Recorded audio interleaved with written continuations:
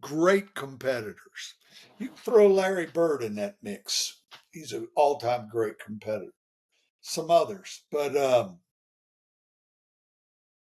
think of that. That's how important these American basketball players have become. Now, the NFL's big in this country. But it's only big in this country.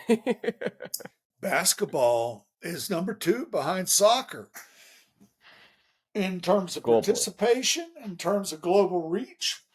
Yep. It's a powerful thing. It really is. So Roland, you've covered books, like you said, on Michael Jordan and Kobe Bryant and now Magic Johnson, right? And you also mentioned in the author's note that your wife put together cassette tapes through the interviews throughout the years. Can you? Yeah, she digitized them. Back in the day, you had your cassette tape and you had to spin it and that thing and you're guessing, where's it, and I was working so hard. I was doing 4, 5, 6 of these coffee table books. Yep. A year, I'd get paid $15K for one of these. And I had I'd end up with $90K in work back in the 80s and 90s doing that stuff. And I was interviewing people. Half the time I had kept all my cassette tapes, but I'm on such deadline, I can't find the interviews I did. Can't find it. And during the pandemic, I knew I'd done a bunch in 89, 90, and 91 with the Lakers, with Magic and all those dudes. And my wife digitized those things during the pandemic. Suddenly, all of these wonderful conversations. That's awesome. And they came alive, and it was like recovered history. And it was very special for me to hear that. And then I would hear things that were weird that popped up there. I'm probably getting off track, but I got to, Jerry Krause. Yes. In 91, I was covering a Lakers game with the Washington Bullets.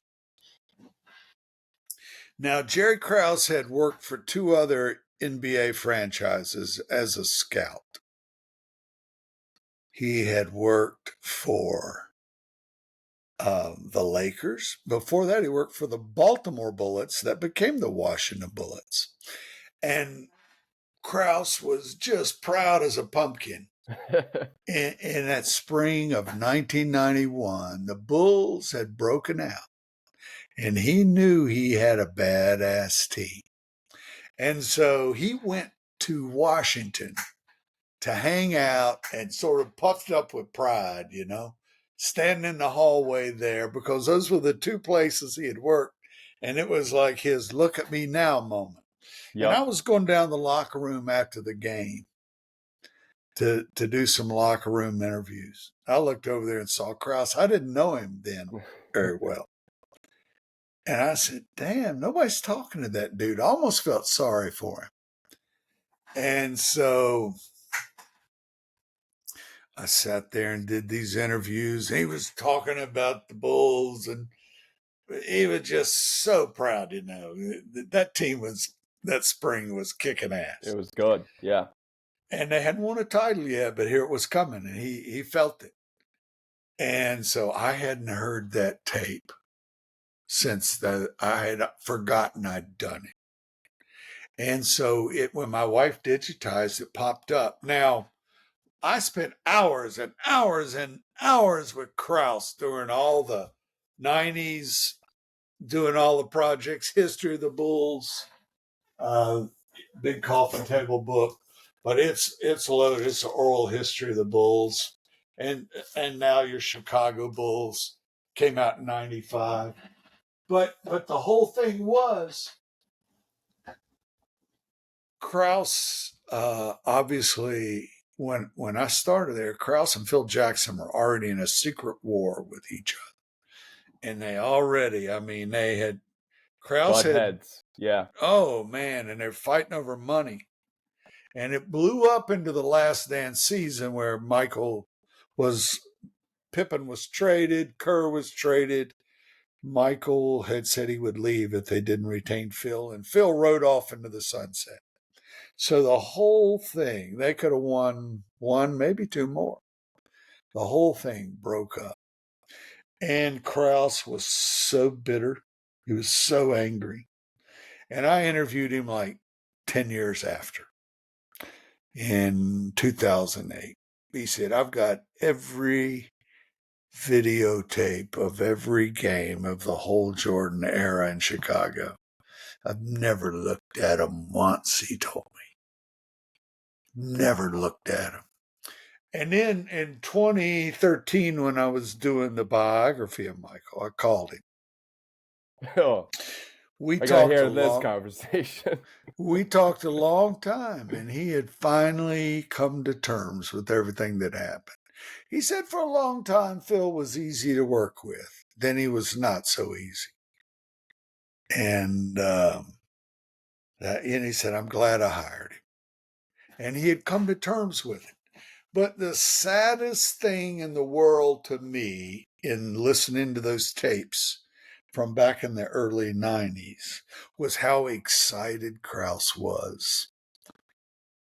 And he just could not get out of his own way. And he did really good work. But he was such a,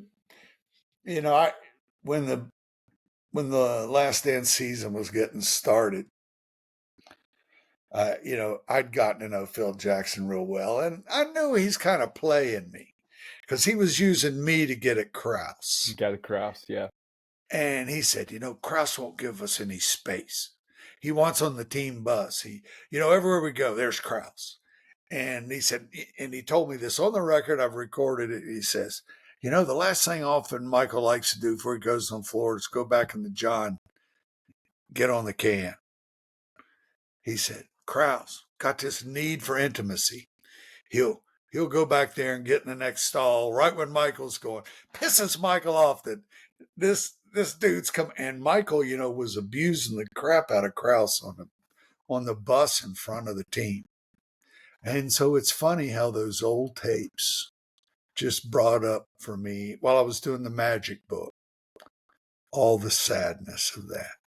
Yeah, it definitely seems like, Krause was definitely happy at the time, and obviously as time went on, we knew what happened. But I guess, like, do you think Krause was more so wanting the attention than, for putting the team together with Michael and Scottie Pippen and Dennis Rodman and Steve Kerr, like, over, Michael Jordan's spotlight?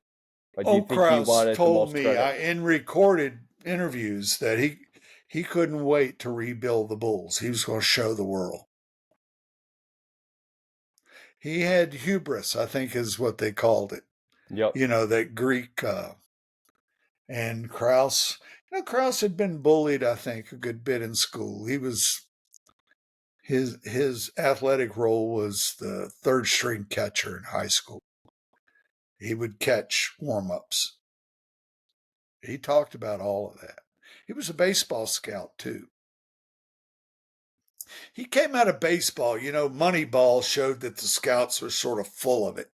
Yeah. And Krause was sitting there one day telling me, he's talking about Kirk Gibson. He's got that perfect face, perfect chin. Your scout, you can just see he's got the jaw. And he's not a Hollywood scout. He's not looking for an actor. He's looking for a freaking ball player. But that's how those scouts thought. You can Yeah. look at the guy and that's what the rebellion was against. But Krause did some amazing stuff. But boy, he was Tough cookie. painful. He was Yeah. painful to watch. It was painful to watch those crowds in Chicago just boo him. They hated him. And so Roland, when you think of, like, the greatest of all time, right? Obviously, Michael Jordan will always be in that conversation, but a lot of people don't usually talk about Magic in the same capacity. Should they be in the same sentence? I feel like they should. Yes. I mean, it's only words first, but Magic, he did something to the NBA. He made it fun. He made it a lot of fun. And it's hard to be that focused of a winner. Jordan was a winner. Jordan had scared the living fire out of everybody. He was the most testosterone going. And that floor, now there were some people who would stand up to him. Obviously, those Pistons punished him. Yep. But Jordan was Jordan was tough on his own teammates, really hard. Magic, he just delivered in every way. Every building he went in, it started when he was in junior high. People would just go in, they go, man, this kid is fun.